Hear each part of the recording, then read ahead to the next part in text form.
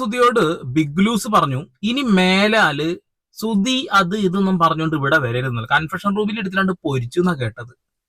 അല്ലെങ്കിൽ ഈ ഒരു ബിഗ് ലൂസ് കാണുന്ന ഏതൊരു മനുഷ്യനും മനസ്സിലാവും രേണു സുധി പ്രത്യേകിച്ച് കഴിവുണ്ടായിട്ട് വന്നൊന്നല്ല. കൊല്ല സുധി മരിച്ചു, അതിലൂടെ ഒരു ഫേമസ് ആയി, അത് വെച്ച് അങ്ങോട്ട് കേറി, അത്രേ ഉള്ളൂ. എന്നാൽ ഒരു ദിവസം പോലും കൊല്ലം സുധിയുടെ പേര് പറയാതെ രേണു സുധിക്ക് അതിൽ സർവൈവ് ചെയ്ത് പോകാൻ കഴിയില്ല എന്നുള്ളതാ. ഒരു കഴിവോ ഇല്ലടേ. നമുക്ക് എന്തായാലും ബിഗ് ലൂസ് കൺഫെഷൻ റൂമിലേക്ക് രണസുനെ കൊണ്ടുവന്നപ്പോ രണസുനെ പറഞ്ഞ കുറച്ച് കാര്യങ്ങളുണ്ട്, നമുക്ക് കാണാം. എന്റെ മനസ്സിൽ ഇപ്പൊ സുധിച്ചേട്ടൻ മരിച്ചിട്ടില്ല.